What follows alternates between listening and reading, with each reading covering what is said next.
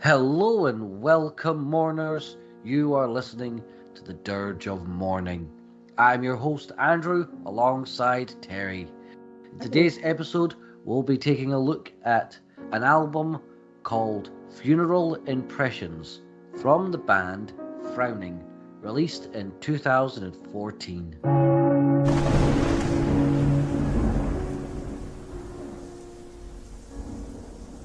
Initial thoughts on this album?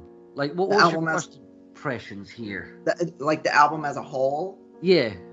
Oh boy, that's actually a big question because I kind of wanted to do that like more toward the end because I don't want to like give it all away. But I will say this: the songs are all interrelated.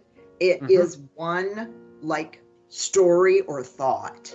Okay. And that really appealed to me. I really like that concept. Overall, I really enjoyed listening. And there are ups and downs about various songs. I mean, I obviously like some better than others, and other people might like others or whatever. Well, I would have to What say did you that, think? I would have to basically just say the first initial impact it gave me was just wow. Just holy Yeah. shit, it was outstanding. Yeah, That was my initial thoughts about the sound, its production, and all that kind of technical stuff. Yeah, I mean, they're good, yeah. And didn't you mention to me that this is their first album? It is indeed their first album. It's very hard to believe that. I know. Because it's so good. Let's just dive straight into the first track then. Well, the very first track is just an intro, and it says intro.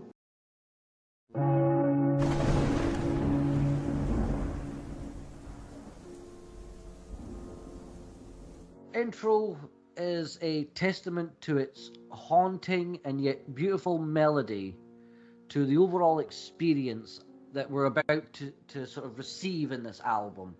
It is beautifully crafted. It's kind of like a foreshadowing. Yeah, that's kind of where I was going with this. The foreshadowing is just perfectly done. I don't have a fault with it. Well, what caught my attention were the gorgeous voices, the choral voices, and also the way that they made the organ to sound like bells, like the death tolling bells. I like that. Yes. And also the way it's a small intro. Yes, it just leads directly into the first song.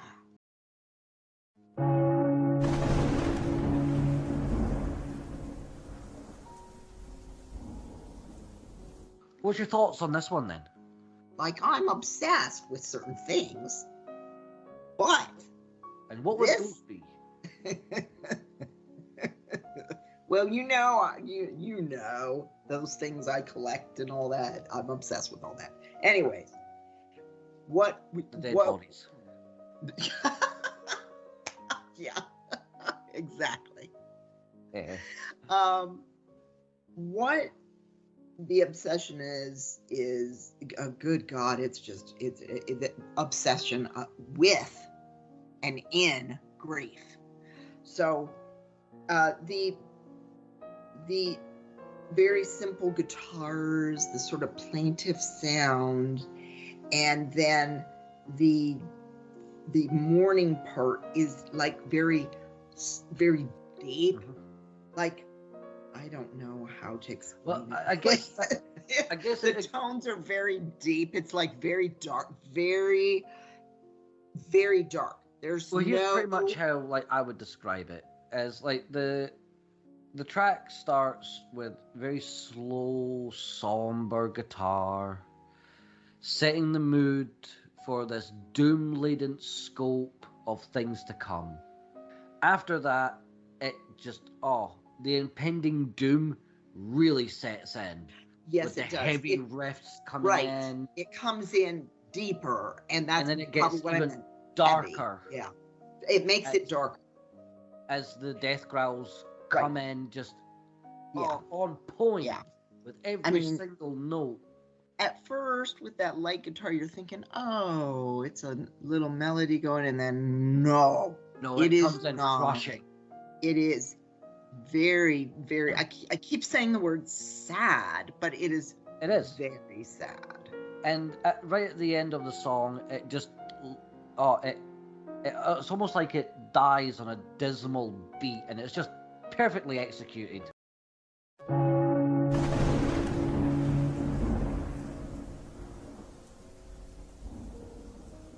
That has got to be a powerful song, right? One of the best titles. Oh, absolutely. And musically, it is soul-crushing. Oh. So it starts with the opening guitar, very similar to how the last track did, but it does something different that caught my eye immediately. Or your ear. Oh, that too. Yes, it caught my ear. What? And my eyes, because as I was reading. Oh yeah, reading too. Yeah.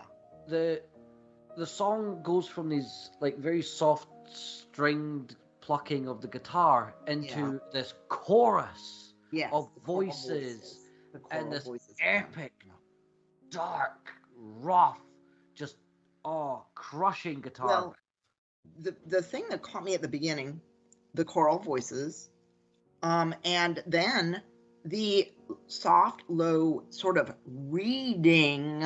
It wasn't singing and it wasn't growling. It was somewhere in between. Reading of these words. Yes. At the beginning. And it was all about emotion and feeling, which of course I adore. Because as soon as those death growls do come in, though, they add an epic, poignant feeling to the depth of this song. Then it has more of that traditional sound that we all know as quote unquote funeral doom sound. Right.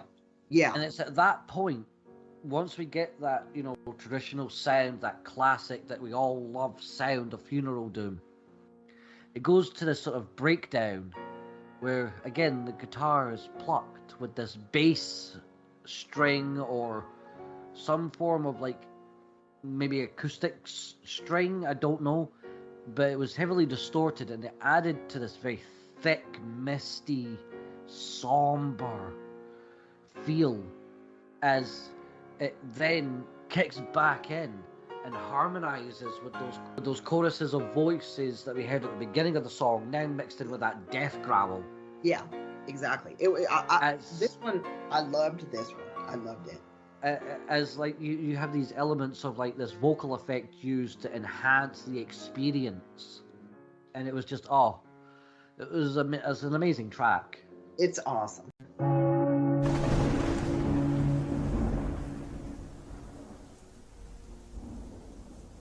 And I hate to say this and admit this, but for about 10 minutes, I looked for lyrics. But guess what? No lyrics on this one. So I am. Where are they? I'm gonna have to say this. Yeah. This is the most disappointing part. Great fucking title.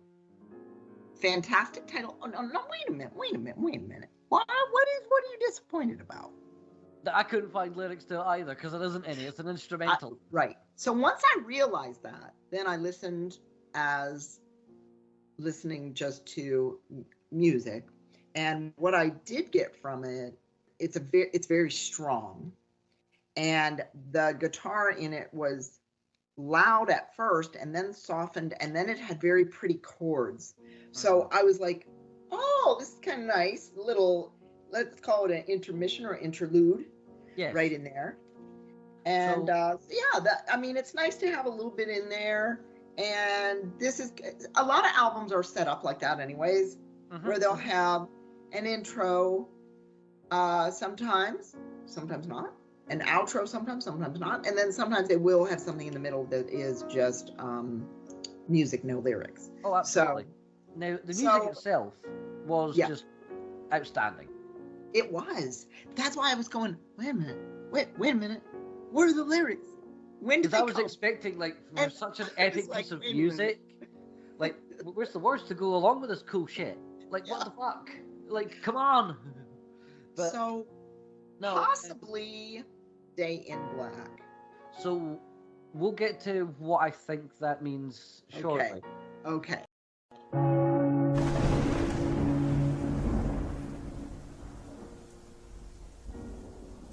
I did not write very much about the music. I wrote mostly about the lyrics, but I guess we're going to hit on some of those ideas in a little bit. Yes, so I didn't really write anything down too much about the music. I'm not sure why. well, allow me to sort of break it down for the listeners then. Yeah, go ahead. I did put nice choral voices. Again, yes, absolutely. So again, we start off very similar to how the rest of the tracks have been so far, with this very somber guitar intro, with the strings being plucked, and then it hits with this dark, overwhelming death growl. I remember it now. That is just pulse pounding, with the choruses that are added in, like you mentioned, that just bring this to this, like a culmination. Yeah. Fuck me, is it just, wonderful to hear. It just is. It is very, very dark again.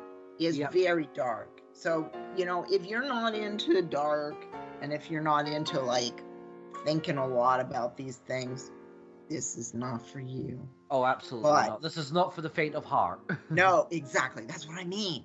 Like, it's so heavy and so depressing that I almost compare it to the group Loss.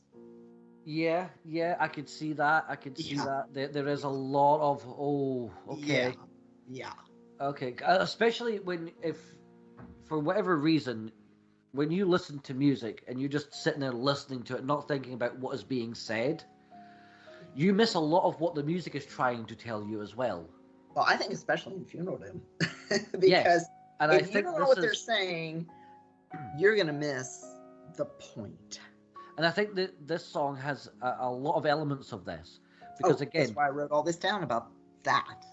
Because again, you've got this, like, sorrow element to the music that comes in, feeling uneasy, then it comes back with that pure pain sound of the guitar tones being just driven into you. Yeah, it's like raw.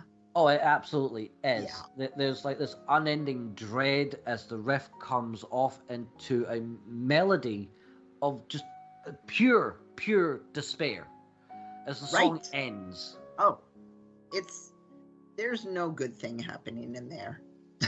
I'm sorry. Though the musicianship is fucking on point. That's not what I mean. I mean, no, of course not. The story. It is just, soul crushing. It just is. Absolutely.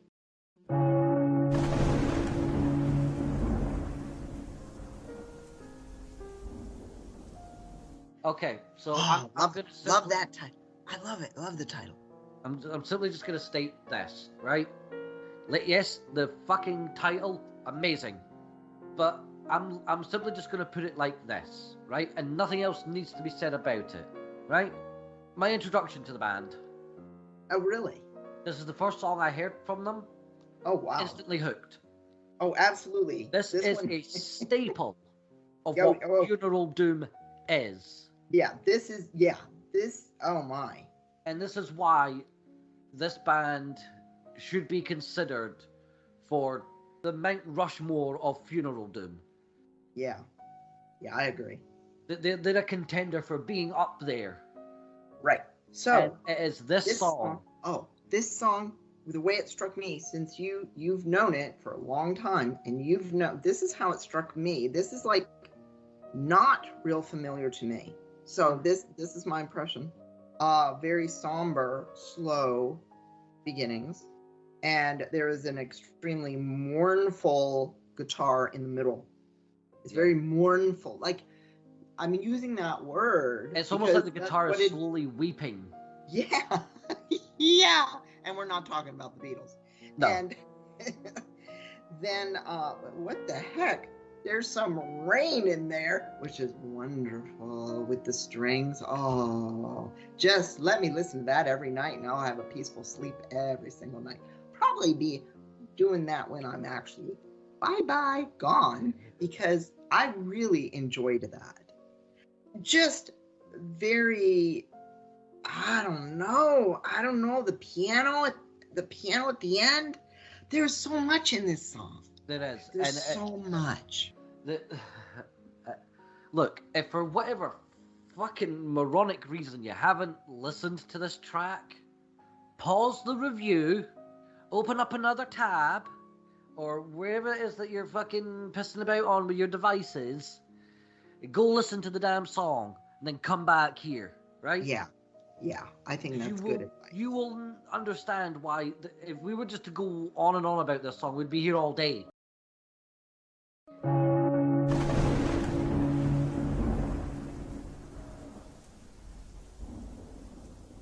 Do you want to know what I wrote? Tell me. Final Desperation. Yeah, that's pretty much what the music does come across as.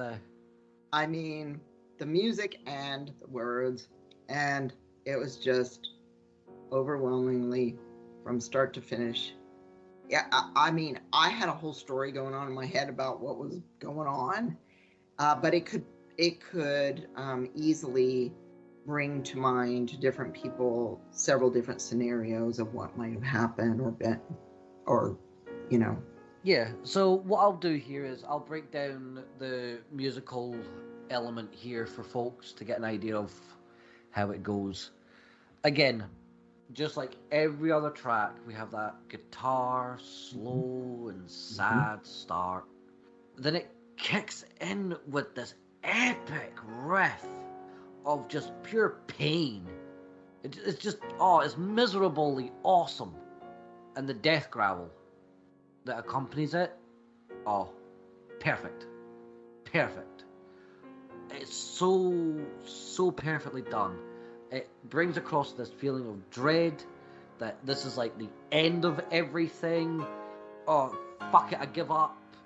Bury me now type of that's vibe. why I wrote Final Desperation. Because it is, there's a finality to the song. There's a finality, and it's scary. It's actually scary. And again, it has that throughout the entire album, but this song has it more poignant. This is depression. Oh, for sure. Basically extreme depression. I mean, right? Whew. Yeah, suicidal almost. But it's like we have this musical part where it comes in to a more melancholy backing with the slow guitars and this very somber like violin that is added into it, and then the vocals come in with this mournful emotion, and then it ends with the drums fading out with the guitar as if like a heartbeat is slowly fading. Yeah. Right? It just, yeah. The music in this album is just amazing. For their first outing, I know. I can't believe it. I couldn't believe it. When you said this was a first album of a band, I'm like, wow, what, they really know what they're doing. They must have studied for a long time before they decided to make this. Overall impressions of just the music then. I think I stated this earlier. A staple within the funeral doom genre, musically. To me, because I have listened to quite a bit of it over the last year or two, I would say actually very traditional sounding funeral doom. You have all the elements, and they're all perfectly placed in here though. There's no mistake here. They knew what they were doing. You have, the intro leading directly into the first, and then the way that the story unfolds with each song, the way the music lends itself to each sort of emotional state of each song. Yep. Wow.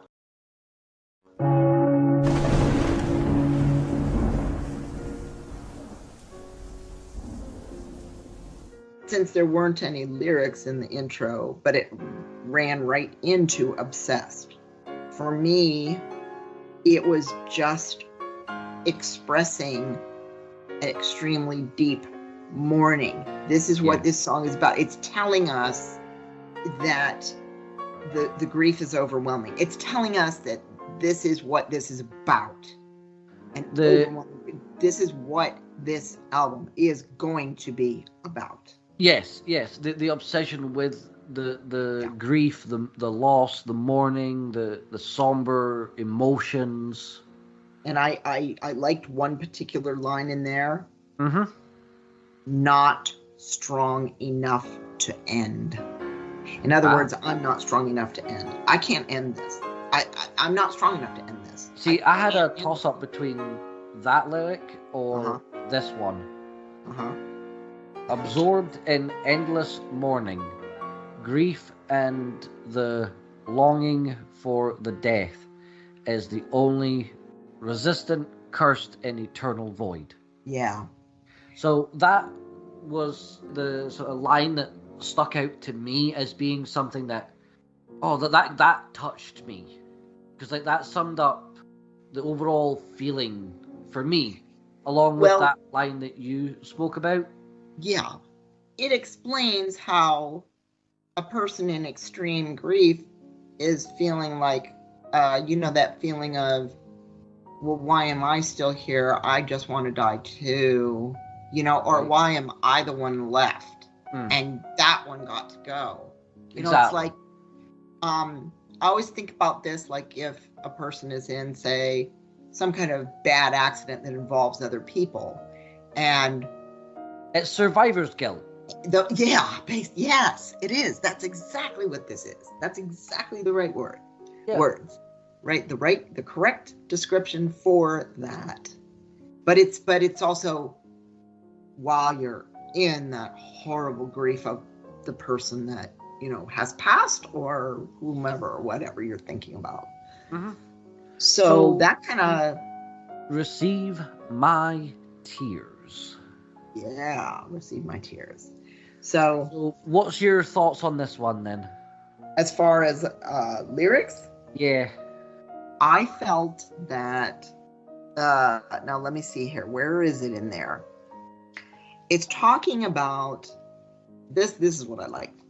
Included in a coffin, 6 feet under the surface, I suffocate in this loneliness. Okay, so the coffin is the coffin's a metaphor. Yes. So the whole like description of all this is the metaphor of the feeling. Yep. And it's also my favorite paragraph as well within those lyrics. From the start of it to the end of it, I just thought it was brilliantly written. Very poetic metaphor. The words in this are fantastic. So with this song, I'm going to say something you may or may not agree with. Frankly, I don't care if people agree with me or not, but I think that this metaphor this whole song could be taken out of this context of death and placed into the context of how someone is just feeling.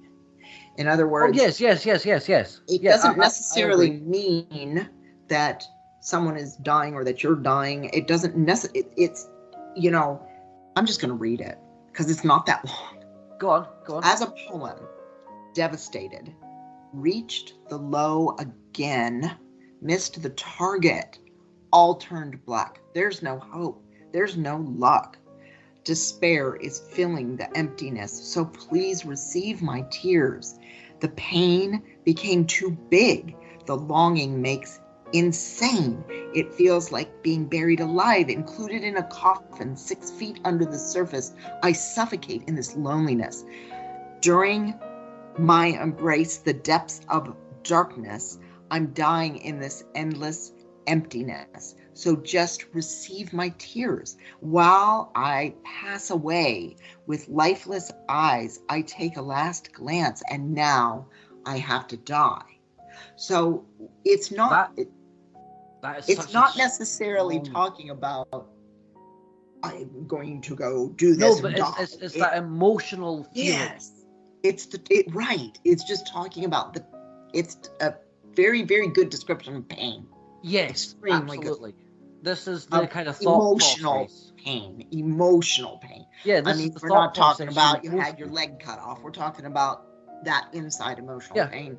And this is why I love this song. This is my favorite one on here. So, Look. At this point, I can't really argue. well, you like that other one a lot. I do, but again, this is it's fucking up there. Oh, this is mine. You can't have this one. This one's mine. Okay. Yeah. What's that behind you? I'm going to take that one. I'm claiming this one. Okay. Next one did not have lyrics, so we know that already, but it is a nice pause after that extreme pain to a day in black. So I picture like a day of silence, possibly? Well, like where there's just thoughts going on, alone in a room, day in black. Well, for me, this is gonna sound really, really, really what stereotypical. What? Whenever I listen to this song, yeah, I am usually walking through a cemetery. Yes, of course you are. Just my luck, right? But then, like, as I'm listening to it and I'm looking at the headstones, and because of the location that I live in, it's always grey and cloudy. Right. And I'm dressed in black. I know, stereotype. Just plaster that on my forehead for now. It's fine. Not doing myself any favors, I know. But it just sets this scene of I can imagine someone constantly coming to a loved one's grave. Yeah, I could picture that. Every day for them is a day in black. Yeah, I see where you're coming at. That definitely makes sense as well. Right? That's kind of what I sort of picture. Yeah. Now, sleep eternally. Ooh, boy. I'm just going to kick it off with my favorite lyric. Okay. Because I just love the way that this is written. Here at my funeral. I knew you were going to do this one because I'm looking at it right now. Go ahead. Again, just plaster the word stereotype for now. It's fine. There you go. My tombstone is getting set on my grave. Yeah. Just, oh my God.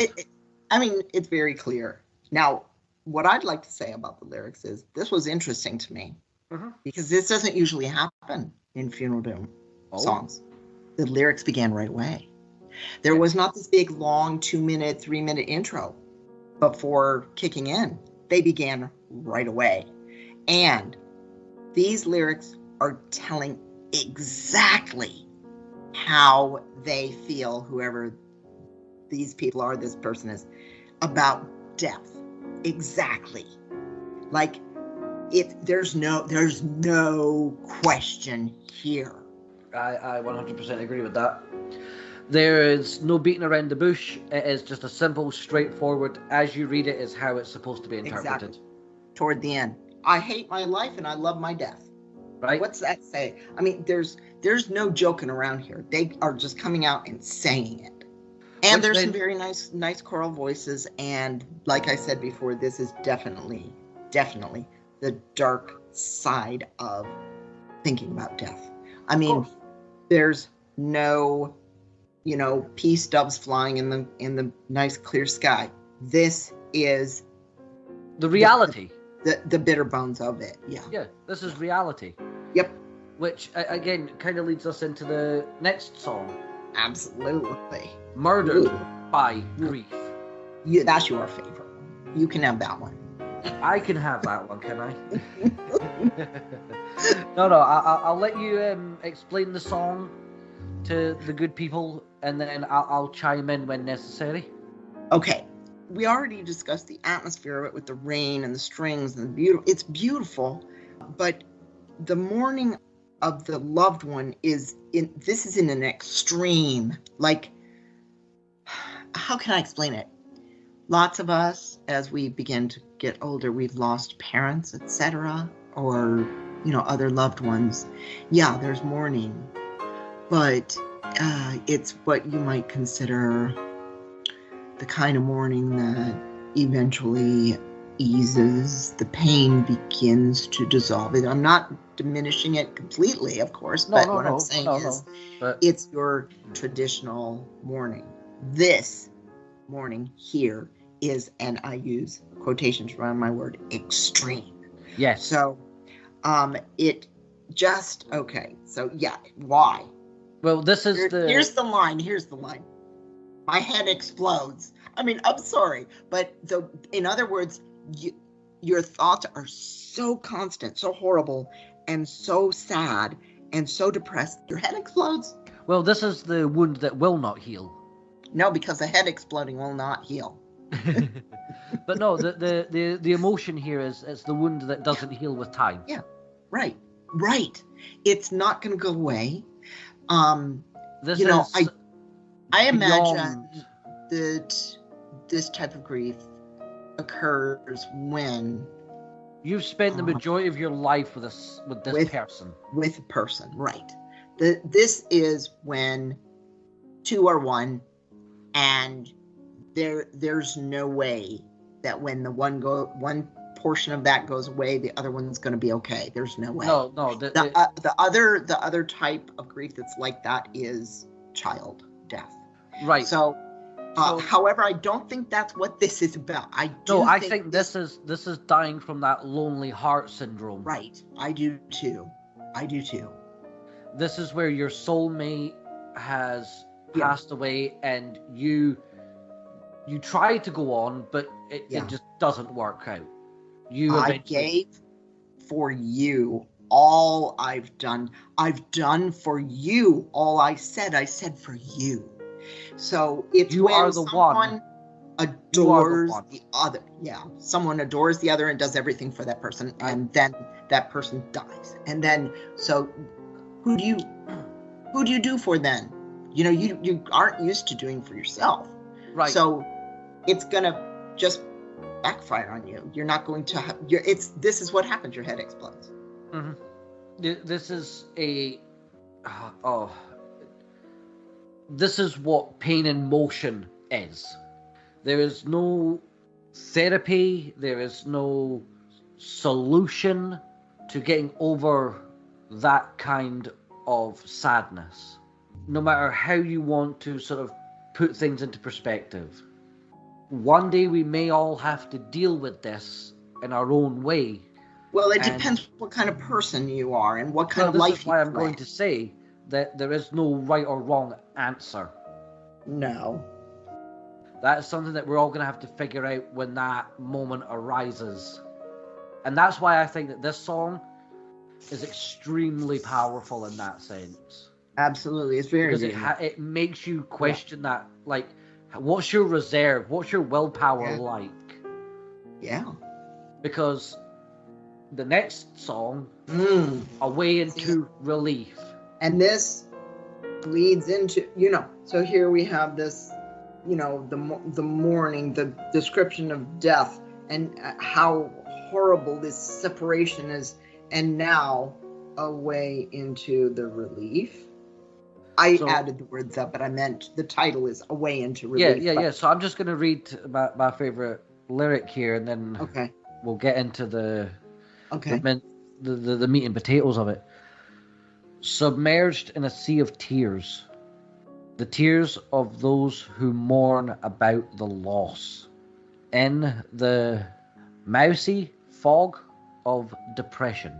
Unless somebody misspelled it when they typed up these, because sometimes there are mistakes. We do want to say that to our listeners. Sometimes there are mistakes in the lyrics when people put them up. But I'm getting mousy fog, like a mousy, like I'm not sure exactly what that means. It's not. We're not talking about a mouse here, but like a certain type of fog. Well, we will do a little research. Hold on, folks.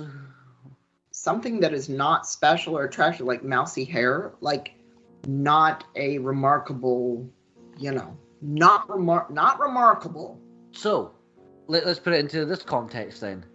In the not remarkable fog of depression. Yeah. So, in that sense, it becomes even more fucking depressing when you put that into context. So, don't say you don't learn anything here. You do. Well, I just want to say that I believe this song is also a metaphor in what occurs in it is not what's probably actually occurring. It's what's occurring in someone's mind. Yeah. So it's the person or persons or whomever. They're going through basically some stages of grief, but not the definable ones that we spell out, but in terms of their way of going through it. I think that the way that this particular song, because it is a final nail into the coffin of sorrow, yeah, they've contemplated everything. Yes. And they're running through all of that in their head. Yeah, right. Like, there's certain lines where it says, I've laid next to you. I've wanted to go kill myself. I wanted to just run away from it all. Yes. They are trying to come to terms with, you're no longer here. What do I do? What is the end line? Beautiful. And finally, the longing is satisfied. When does that become satisfied? I hate to say it, but they're already thinking ahead. It will be satisfied upon my own death. Right. So, and finally the longing is satisfied. So, it's almost the tiniest glimmer of hope. Yes. Believe it or not. They have come to the conclusion that their death will have a meaning. Yeah. At some point. Yes. Doesn't mean straight away. It just means no. Eventually. And that's why I'm sort of, hitting this point over and over again of metaphor. I don't think we're talking about, this is in actuality somebody doing this and then doing this. No, this is someone not actually trying to commit suicide. No. This is the mentality of, do I go down that path or do I go down the other path or do I just stay in the middle? Right. And but it's not just this song, but every song. Right, they've had those questions. They're describing from, obsessed with the mourning. That's like the first step, all the way down to this. So it's really good. It's really good. It's good as a total album. The totality of the album really makes. It's just the album is just fucking amazing.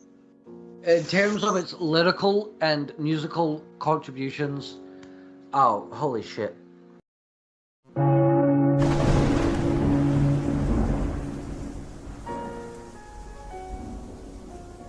What are we scoring the album art out of 5? Well, I'd like to first say that the album art depicts pretty clearly what's going on here.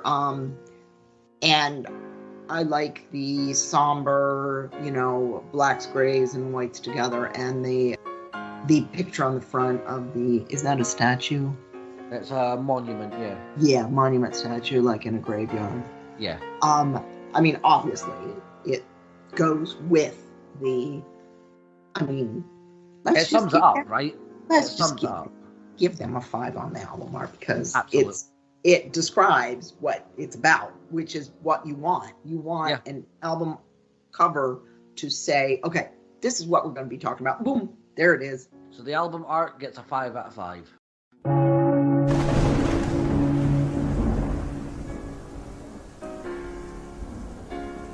So overall, what does this album get? From music to lyrics to the art to the overall package, what are you going to give this out of 10? Well, you know what I'm going to give it, so just say it. Because I was not familiar with the totality of the album. I think we had listened to some of the songs before, possibly. We listened to a few, but not many, and that was ages ago. Right. So the totality of taking it as an album, not just song here, song there, but the total album. The whole package. The whole package is wonderful. So I'll say a 10 out of 10. A 10 plus. Okay, so that's a bit more than I gave it. What'd you give it? I gave it an outstanding 9.9. Okay. The reason it doesn't get that full 10 is for my own stupid, petty reason that I mentioned ages ago. I know what you're going to say. Go on, say it. If it only had lyrics to The Day in Black. I know.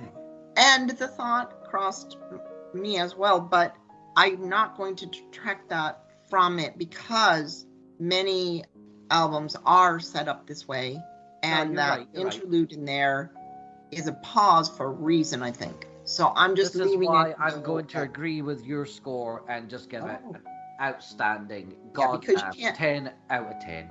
Right, you need to stop being petty. No, you're not petty. You're not a petty person. So our final thoughts then.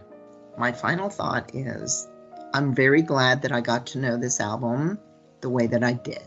It is just, like I said, a candidate for being at the top of Funeral Doom. It is just a complete wonder of an album. The potential that is here, the sky is the limit for this band. Mm-hmm. It really is. That's gonna do it from us here, mourners. Until next time, remember, every day is a funeral.